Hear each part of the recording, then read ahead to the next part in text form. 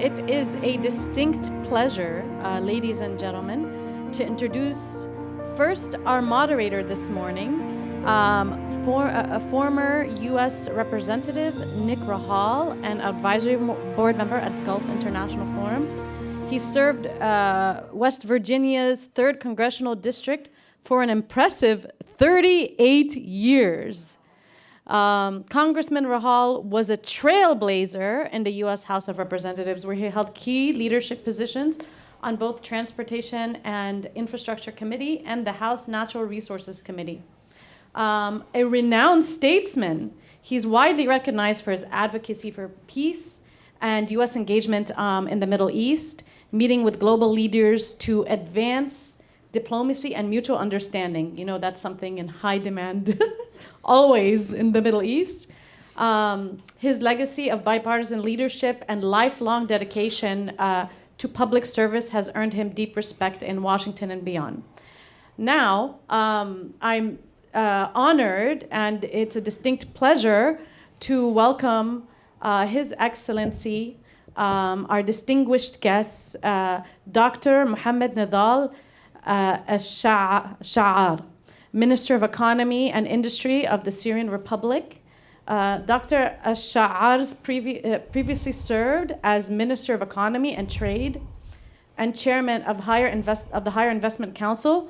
He has been recognized internationally for his contributions to economic policy and Islamic finance, ranked among the 100 most influential Arabs by Arabian Business, and listed for 11 consecutive years among the 500 most influential Muslims by Georgetown University. In 2006, he received the prize for banking excellence from His Highness Sheikh Mohammed bin Rashid Al Maktoum, and was twice nominated for the Nobel Prize for his pioneering work in Islamic bank and finance. Please join me in welcoming His Excellency Dr. Mohammad Nidal Alchaar. I'm sorry, it's in English, so I have to remember. And Congress Nick Rahall for this special fireside chat. No.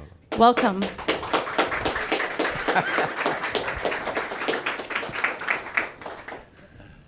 Thank you, Danny. I want us to sit down. Thank you. Thank you. Yeah.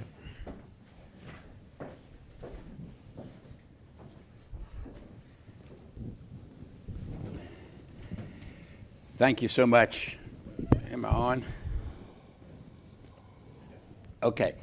Thank you, Dr. Thaffer, for that introduction, and I want to commend the Gulf International Forum for once again hosting a very strategic and important conference. It appears that each year that this conference is held, the GCC states have become more important in worldwide affairs, whether it be political or cultural or economic. And certainly the individual I'm about to introduce to you, his country has become more important within the last year as well. We've seen quite a bit of change in his country, and for the better, I might add. But Dr. Thaffer has already given you the background of our distinguished and honorable speaker that I'm about to present to you.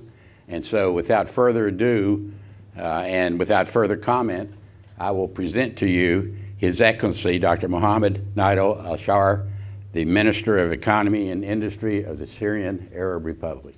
Welcome. Thank you. Thank you very much, Nick. Thank you very much, Doctor. It's my pleasure and honor, in fact, to be in here. Especially today I'm here and I'm holding this on my chest. This is the new Syria that we're so proud of. Syria today is a different place. It's a different geography. It's a different concept, different mindset, different way of thinking. And we're so proud to introduce the new Syria that we've always dreamed of, but we were deprived of as well. And today, as His Excellency said, Syria is a new country. It's gathering momentum. It's gathering interest of the whole world, actually. This opportunity for us is a challenge. It opens up new ways for us to march into the development of the Syrian economy and the Syrian people as well. We've been distant, unfortunately, for the last 60 years, and specifically the last 15 years from the whole world. We lost technological advancements. We lost human and social advancements. We were completely deprived of everything. We lived under tyranny. We lived under torture. We lived under, things that the pain that we went through, actually no nation has gone or has witnessed in the past. And today we emerge from ruins and the wreckage of Bashar al-Assad and his regime. And this represents for us an opportunity to do the right work. And I'm sure His Excellency has some questions regarding Syria today, but I would like to share with you that there are 3 overriding principles that we are adhering to today in building our new country, our new economy. First is resilience. Second is governance and transparency. Third is inclusion. Those are the factors that we were deprived of in the past. In fact, we don't know how to do them. We don't know how governance works. We don't know how resilience is built. We don't know how inclusion can be done. There was some kind of inclusion. There was some claims that we have inclusion in Syria, but it was nothing but superficial, and it was custom tailored to serve certain groups and certain personalities. So today we're starting afresh. Those 3 guiding principles will pretty much control everything we do, starting from infrastructure rebuilding, all the way to energy, all the way to SMEs. Everything we do, those 3 overriding principles will govern our actions. And I think it's a great challenge. We need to learn. We need a lot of training. We need a lot of education. We need to be exposed to the world that we were not being able to be exposed to. We need to have new friends. We need to share old friends, new ideas. So the whole process is so dynamic and so diversified that the beauty of it, it's very difficult that wherever you start from is a good start. It's a good place. Any place you start from is a good place. So we are blessed, ironically, by this ruins or this destruction that was imposed on us by the previous regime. I think this is pretty much, Nick, I'm sorry took the mic from you, but it's just to set the mindset of this all together. I think you've set the stage very properly, and those guiding principles that you described, that is, guiding your new country, are certainly noble goals that we all hope that you're able to achieve, and achieve with a great deal of regional involvement as well. After 15 years of war, the sanctions beginning to ease somewhat, and markets reopening, your country faces both devastation, yes, need to reconcile internal divisions, and you're facing a fresh start. What new steps do you see your ministry taking to stabilize the economy, secure the essentials, and restore basic market functions? And in what sequence would you put those goals? Your Excellency, anything we do today, we cannot do in isolation. I think that the main goal today is to reintegrate with the world. And this reintegration has to take shape in first realignment with the neighboring countries and with the Arab world and with the the countries that are friends today. And the second thing is repositioning ourselves in the Middle East in general. I think Syria has a wonderful opportunity to become a hub for so many things in the region, and we should seize on this opportunity. So reintegrating us is the first step. And although we are doing so many things now in terms of the local economy, in terms of the local communities, but those are not enough if we don't really perform that integration in the appropriate way. Again, I always say that we've been deprived of everything in the past, so we have to come back to the international community and learn as well. As far as the economy, Your Excellency, today we have real progress. This progress is not being felt on the streets because of the mass destruction that we had. Today I can give you an example. In Aleppo city by itself, which is the industrial center of Syria, we have about 540 factories came back to work again, and they're producing and their products are in the market. You're talking about 3 or 4 months, because I would not count the first 3 months of this government. It was just, finding our ways. So far, I have myself signed about 1,570 or 80 licenses for factories in all over Syria. Today, all products are available. In the past, you have to wait months, days, sometimes, just to get your basic, needs, like bread, gas, oil, all these products you had to wait. Today, they're available, and they're available at a lower price than before. The market is open. Everyone can start doing business today in Syria. We have a new investment law that is very appealing and very attractive. And it pretty much matches all the investment laws that you see in developed countries. So it's not an invention. We did not create something from out of nothing. We learned from other people's experience. So this investment law is now in effect, and it will start issuing licenses for investors from all over the world.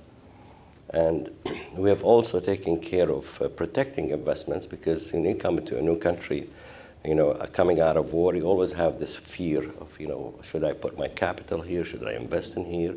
What are the guarantees? All those questions we're trying to answer to investors. So we did something, for example, with the Saudis, and this is, I think, a very important step for us. We signed with the Saudi government, with the Ministry of Investment there, an agreement to protect investment in Syria and in Saudi Arabia. And this agreement is pretty much textbook style of good governance and transparency. And it protects anyone's investment in Syria. There is a sovereign level of protection, and there is a private level of protection.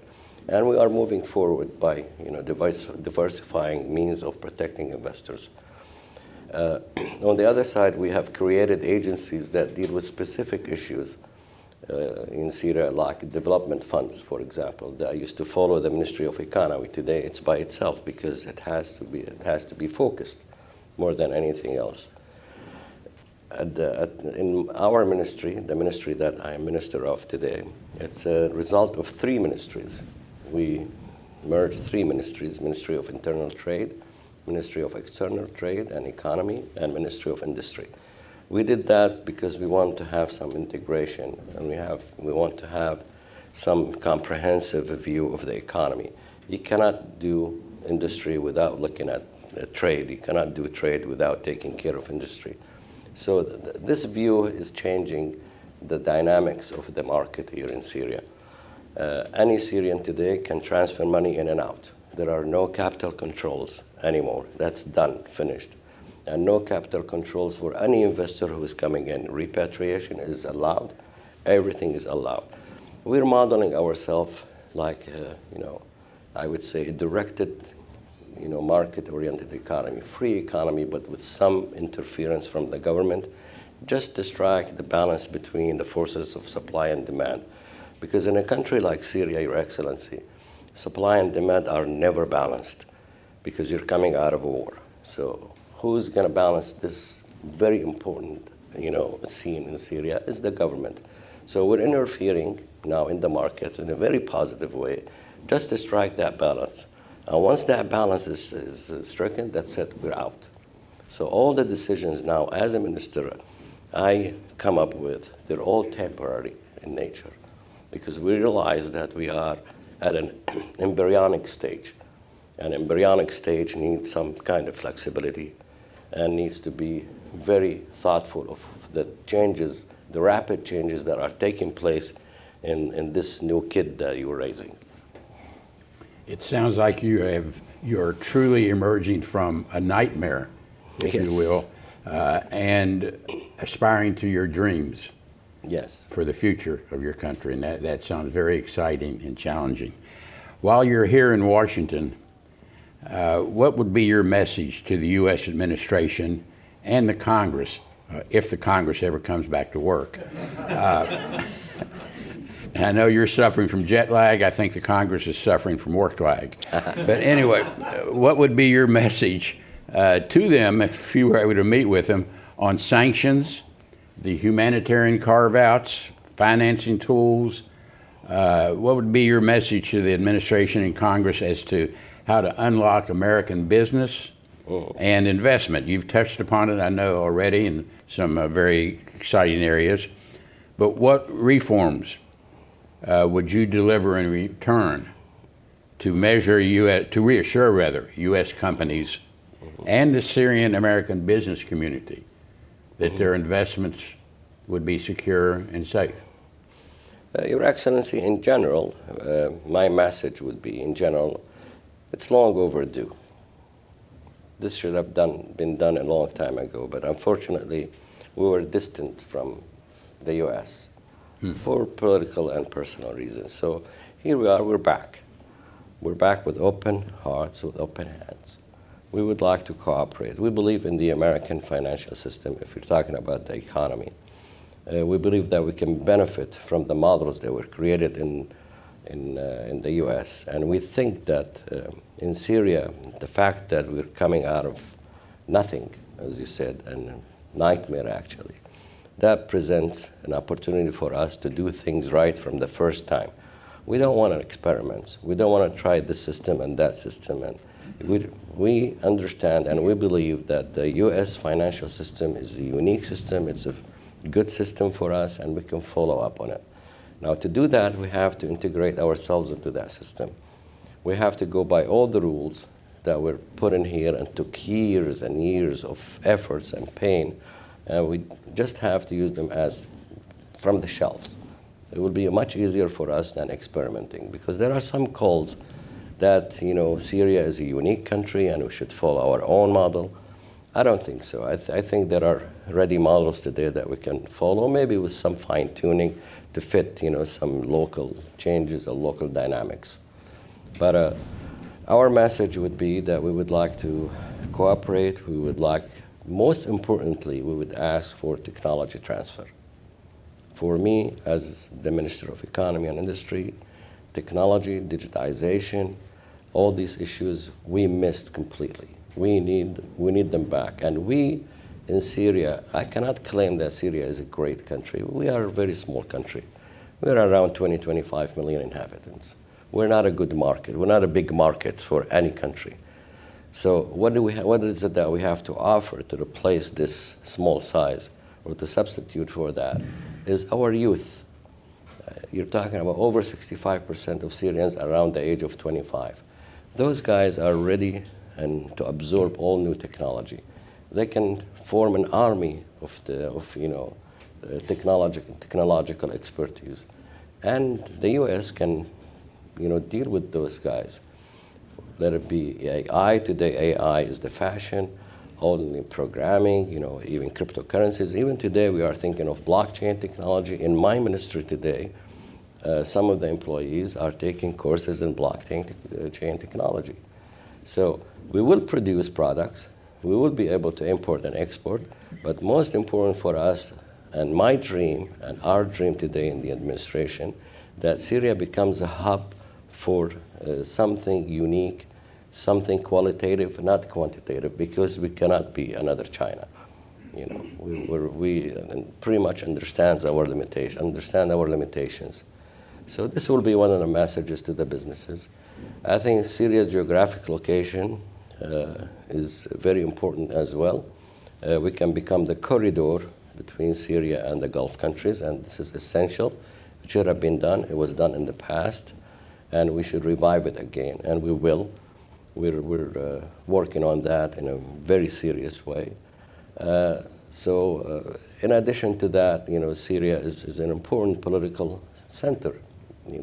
With its small size, yet it's very important. And we have, at one point, to harmonize this whole area. Enough wars, enough conflicts. And I think Syria would be the most important factor in striking this harmony in the area. It seems as if your goal is to change from the past in which Syria was used as a game board upon which regional and foreign powers played their games. You're changing it now to a hub for business and a hub for investment opportunities and a corridor through which these perhaps same countries can now establish economic ties. Yeah. Economic ties with the Gulf, for example, are expanding rapidly. Exactly. We don't want to be bullies anymore. Enough of being bullies. We've been bullies for a long time. You know? Right. It's enough. We want to be a source of peace, source of friendship, source of opportunity. And how do you propose to attract GCC capital, for example, and expanding economic opportunities with the Gulf countries? Our relationship with GCC countries, I think it's almost a destiny. It's not really a choice, it's not an option, it's a must. This is an extension of history that goes back thousands of years.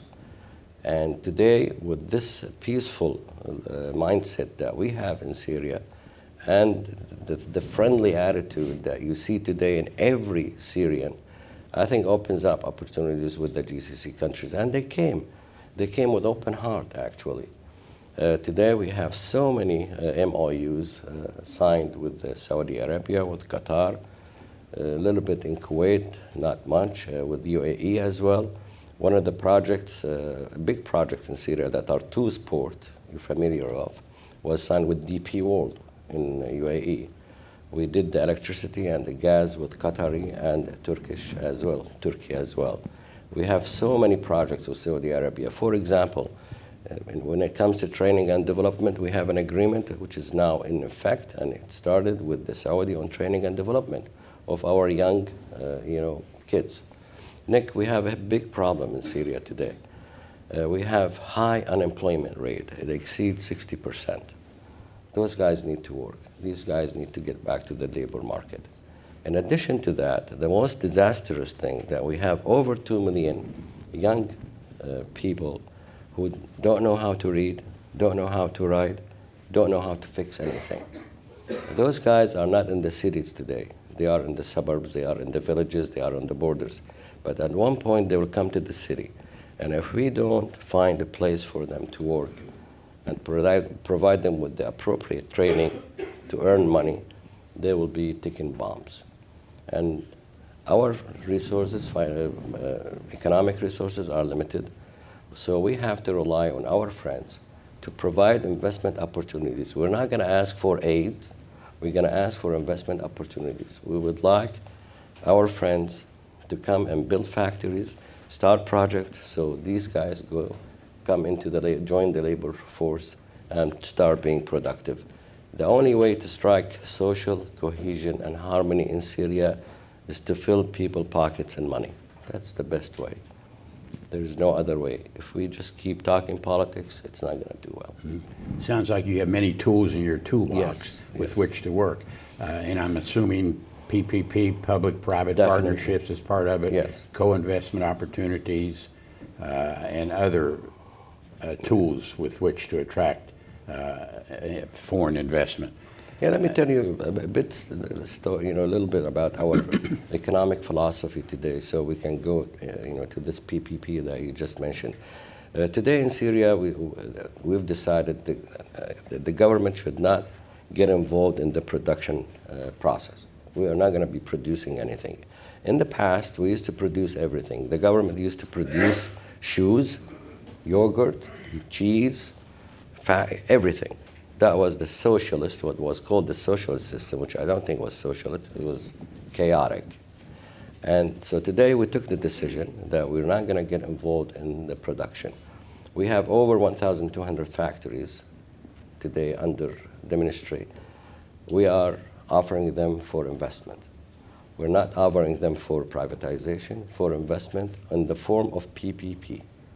We prefer PPP on BOT because BOT could be good for infrastructure projects, but those factories, I think PPP is very ideal and appropriate for them. The same thing when it comes to trade. We have so many properties all over the country selling, cucumber, tomatoes, potatoes. Imagine the government is selling. That's not our business. Mm-hmm. It's almost a shame. So we've decided to cancel that. And we're offering PPP as well. Thank you, Your Excellency. With that, if you will, we'll open it to the audience for questions. Yes, sure. Okay. I think somebody's with the microphone coming.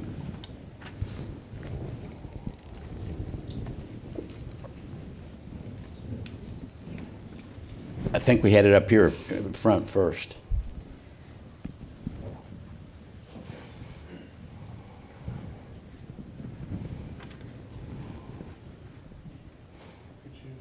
Welcome to Washington, Your Excellency, and thank you for this rich information panel discussion. My name is Luay Al-Humsi. I'm with the U.S. Syria Business Council based in Washington, D.C. Your Excellency, you mentioned the qualities of Syrian economy is the youth, manpower, and also the location to become a hub for the region and peace for the region. Also, can you add more qualities about the agriculture and the location on the Mediterranean as a tourism, also a location for attracting foreign investment? That's my question.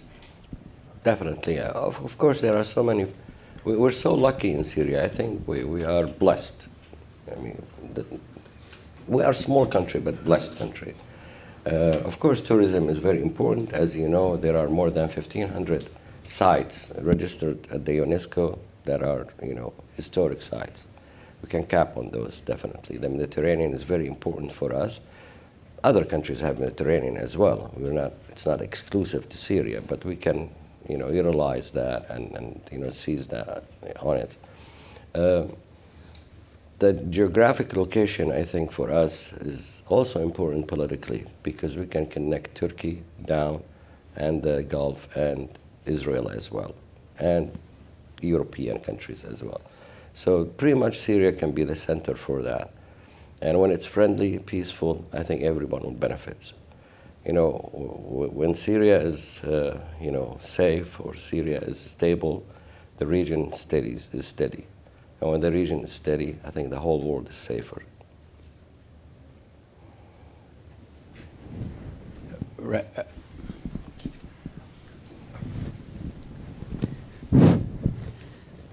Well, thank you for the good news, sir, about Syria. I am from Yemen. I'm a professor of economics, and I'm a member of the parliament, the Yemeni parliament. We share a lot of, frustration. My question, we are talking about the resilience, the regional resilience. Regional resilience imply that we are talking about the Gulf region as one, which means that the optimize, in order to assume that they will optimize and coordinate their policies, they will optimize and coordinate their future investment and priorities and for efficiency and competitiveness. They will also optimize and coordinate their governance and regional structure of relations between the countries. Now, that's as far as the Gulf countries are concerned, and we hope that they will do that in order to succeed. About Syria and about Yemen, we are part of the region, okay? Now, the question is how relevant is really the enhancing the policy framework and then framework of objectives and the strategies for the region to include Syria and Yemen. for example. This question becomes very relevant when you talk about what are the conditions for sustainability and for viability, long-term viability of development and growth objectives in the Gulf regions. What are the risks involved that can threaten this, objective? And how efficiency and effectiveness of this objective can be enhanced from a regional perspective. I think these are very relevant questions because ignoring the underlying requirement for sustainability and for viability, which are very, very, very linked to the region in general, more than the Gulf, is probably going to be, enhancing the risk, future risk, but also will, undermine the potential. That's it. Do you agree with me? How do you think that Syria and Yemen and the other, countries in the region should be, looked at from this perspective? Thank you for your question. In fact, your question is, my God, it's going to take me a long time if I were to answer it all. I want to start from something I mentioned. Is you start when you're talking about reintegration, you have to start from diplomacy and politics. So you have to do diplomatic realignment, and you have to do political rearrangement or re-engagement. Re-engagement is really the appropriate. And I don't think Yemen or Syria are foreign to the Gulf countries, because in the future we'll be sharing issues more important than geographics. The idea, sir, in sustainability, the way I see it, you can attain sustainability when you make yourself needed, when you create a need for you. When you create a need for you, this risk-reward equation that sometimes can be scary gets soft, because then the reward from engaging with you becomes more than the risk. When you make yourself needed in a fruitful way, in a meaningful way, not needed to bully the others like we used to be in the past. So this is pretty much, I think, the solution the way I see it.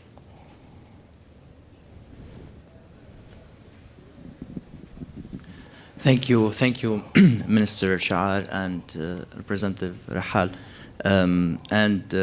Professor Alchaar, I'm very thankful for these insights and for that optimism, because I'm hearing a lot of the George Washington professor, because as we all know, and you're our teacher in that, it starts by stability and rule of law and order. And you being a veteran in the Syrian government since Adel Safar's government, you know a lot about money and economics in Syria especially. But because you survived all that time and that centralized system, this is my question. What do you think is the best system for the future of Syria? Going back to a central government where everything goes on, or heading towards a more modern federal system that is able to secure business environment, stability, law and order, courts? All these are basic needs for doing any basic economics, but rather than being all the hub, as you just mentioned. Thank you. I answer? Yes. Thank you. This is pretty much a personal question. Did I survive the previous government when I was Minister of Trade in 2011 and 12? The answer is no. I'm still suffering. I have so many deficiencies because of those 2 years. It was not easy to work with Bashar al-Assad at all. And I realized that when I became minister in 2011, 2012, I was nothing but a decor. I was a facade that was needed at that time. They put me in there. So I had to quit and I had to leave. And all those years, 15 years that we passed by, learned a lot. Actually, this learning is very important for me today to enable me to do my job right. I'm not claiming that I'm doing my job right, but I'm thriving too, like everyone else. What is the system that we would like to have? Free economy, that's for sure, but with checks and balances.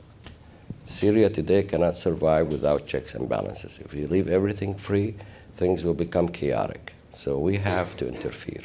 We have, in a way, that is soft, and our interference should be temporarily, should not be permanent. We're not going to be like playing a father role like previous governments. This fatherly role is gone.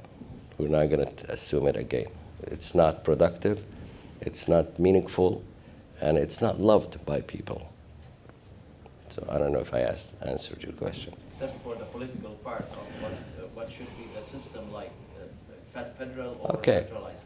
We started with the presidential system, and I think at that time, 7 or 8 months ago, you needed the power to be concentrated in a place, in one place, because at that time you didn't know who's around you, who's in the scene. You come in a country that you left years and years ago, and you come in afresh, and you don't know who's around. Who is it that you can trust? Who is it you can work with? So it takes time, I think, for this experience for you to get. And I'm talking about as a president, not as a minister. We are employees. So the presidential system was adopted because of this, unfamiliarity with the surroundings at that time in Damascus or in Aleppo and that. Now, as we're moving, you start seeing agencies, like I mentioned a little bit ago. When things need some focus, we are creating agencies, we're creating bodies to contain it and to take care of it and manage it. I would think that after the parliament, the formation of the parliament, which is coming very, I think in a month or two maybe, you'll start seeing new forms, new bodies, new structures in the government. The nice thing about this government today, it's very adaptive, Your Excellency. It's very flexible. And it takes things away, it takes reality into concern. It's not like, rigid. It's not that rigid. It's very flexible. So over time, I think you will see different forms and different structures, just so to take care of the emerging reality that is changing every day. I think we have a question right here. Where'd the microphone go? Oh, I'm sorry. Back. Then we'll come over here. Yeah. Okay. So, two-part question for you. You mentioned, of course, the situation of youth in Syria, how it's a challenge, also an opportunity. How do you ensure that the different aspects of integrating youth into the economy are coordinated, right? You have basic education needs for some that you mentioned. You have job training, apprenticeships, employability. There are many different angles. And in other countries, we've seen these things handled piecemeal as opposed to in a coordinated fashion. That's my first question.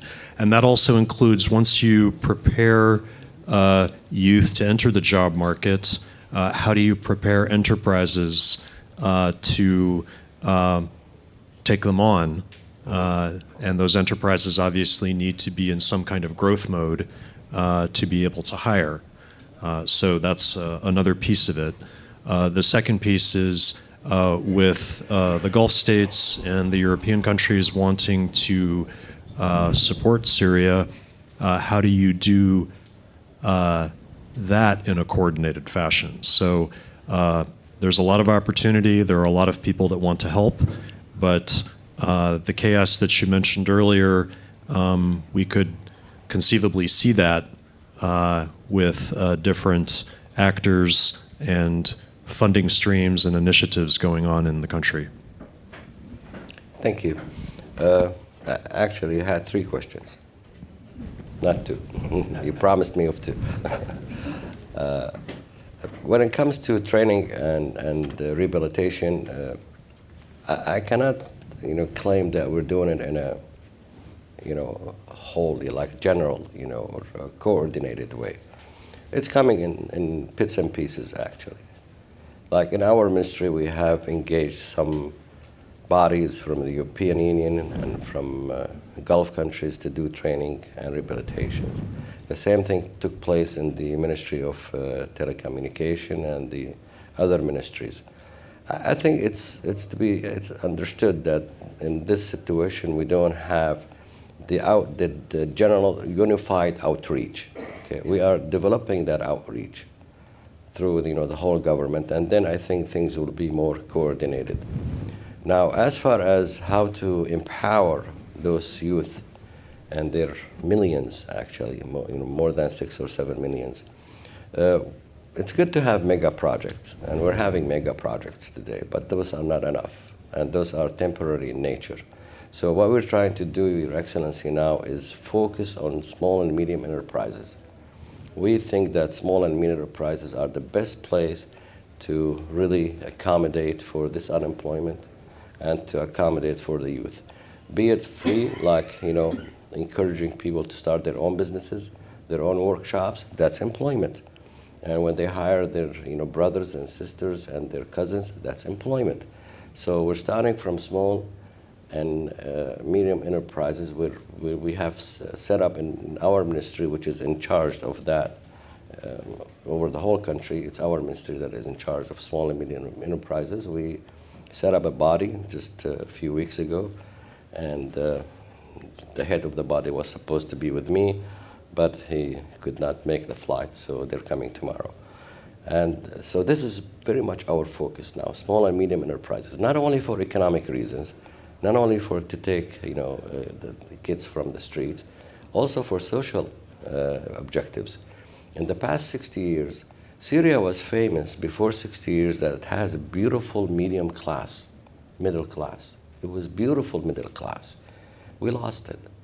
And how do you build middle class without small and medium enterprises? This is the most important factor. So we want to get that back. I don't know if I answered this. If I missed anything. Okay. We have time for 2 more questions, and the last one's going to be over here. That lady, please. Yes, she said her. Yeah. Oh, there we go. Okay. Hi, thank you both. Dr. Shah, I'm wondering what kind of economic vision you have for Syria's relationship with Lebanon. Is there room to cooperate? If you could just expand on how you see Syria and Lebanon's economic relationship moving Syria in forward. the future with whom? With whom? Sorry? Lebanon. With Lebanon. Oh, with Lebanon. Okay. Thanks. Okay. When you say Syria, Lebanon, for me, it's the same. It has the same connotation in my mind, in my conscience. And I think it's the same thing with every Syrian and every Lebanese. Again, we were distant from each other for reasons you and I know, and Nick knows more than anybody else here. So today, we're coming back to the region in a completely different approach. And I think Lebanon as well is coming back to the region in a completely different approach. So it behooves us that we crisscross now and we start working together. This is very important for us as Syrians and for Lebanese. And I think the fruits of this change has started to take place. Just 2 days ago, our Minister of Foreign Affairs met with the Prime Minister of Lebanon, and I think there are so many things that were discussed. Even at the economic level, my level, I'm talking to the Lebanese ministers, to the central bank as well, on how to smooth the economic relations between Syria and Lebanon. Because, again, Syria and Lebanon are destiny. Again, they're not a choice. It's a destiny we have to work on and to make it, look as noble as possible. And I think all the messages coming from the Lebanese leaders today are very positive about building a stabilized relationship with Syria, not only from current leaders, but those that may want to be leaders in the future are making the same statements. Last question right here. Oh, wait a minute. Where did Mike go? Oh, there. Here. Okay. Last question. Richard Coleman, retired from Customs and Border Protection. 60 Minutes program, America got a snoot full of the damage that's awaiting who knows what and when. The reconstruction of all those devastated houses, apartment buildings, and whatever. It was a competitor to Gaza in terms of the horrific, gravel and nothing there. My question is, who's going to pay for the reconstruction? Where's this money coming from? Where's the partnerships going to come from? You say there's not going to be aid. I don't see how you could generate on your own economy, anytime soon, housing for all those people. What's the current thinking? Thank you. In fact, this is a nagging question, and it's a question in everyone's mind. We have destruction. We have houses that were completely, destroyed, over 1.5 million. Now, if you want to rebuild them the way they were, then you need a lot of money. And it was estimated to exceed $300 or $400 billion. But the question is, do we need those houses to come back to the way they were? The answer is no, because they were shabby, they were disgusting, most of them, or at least some of them. So what we would like to follow a different approach. This destruction, we're going to turn it into an investment opportunity. So investors will come in an investment mind, not to just rebuild and compensate people for their destroyed houses. Because if you follow compensation principle, that I want to give you a house, instead of the house that you lost, then it's a completely different ball game here. But we are following the investment approach.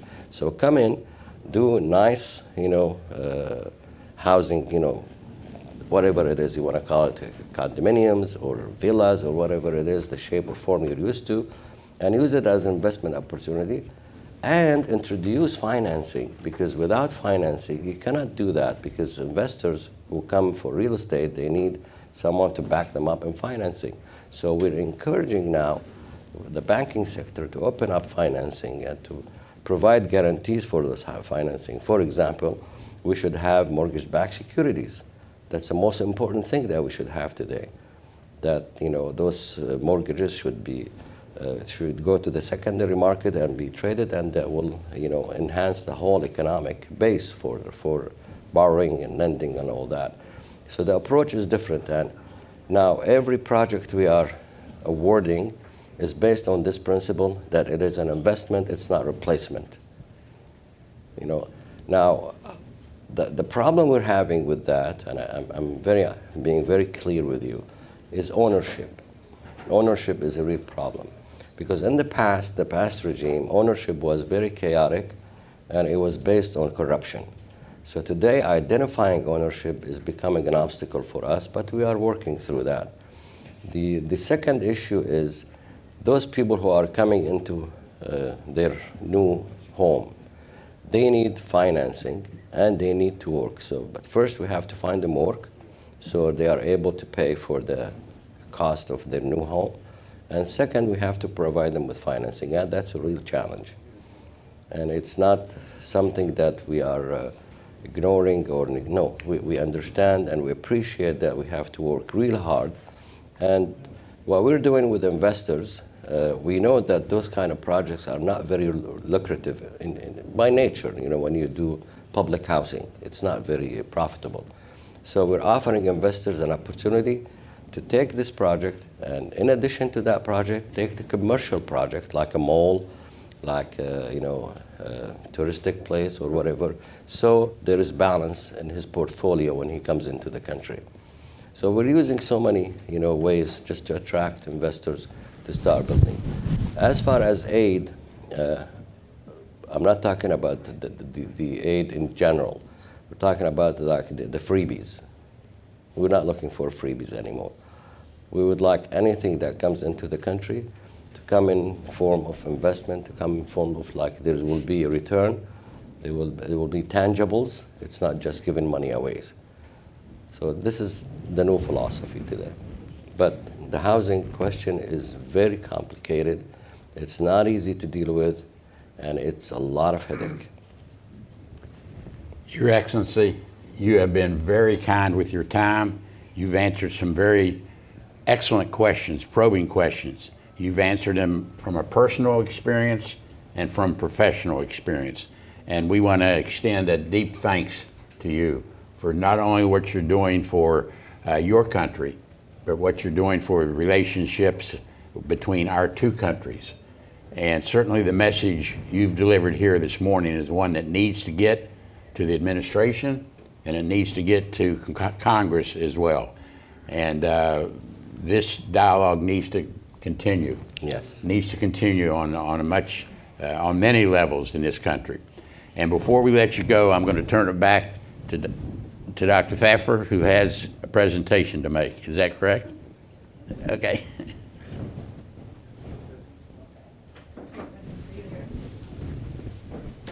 Oh, that's my gift for today. Thank you. Appreciate it. Thank you. Your Excellency, thank you so much for coming today. We really appreciate it. This is a small token of appreciation. It's a dal. It's a symbol Great. of economic integration between Syria and the Gulf historically. Oh, wonderful. And look, we're revisiting that now with all the changes in Syria, and I hope to see great trade between Thank Syria you. and the Gulf. Thank you very much. Thank you. We'll be.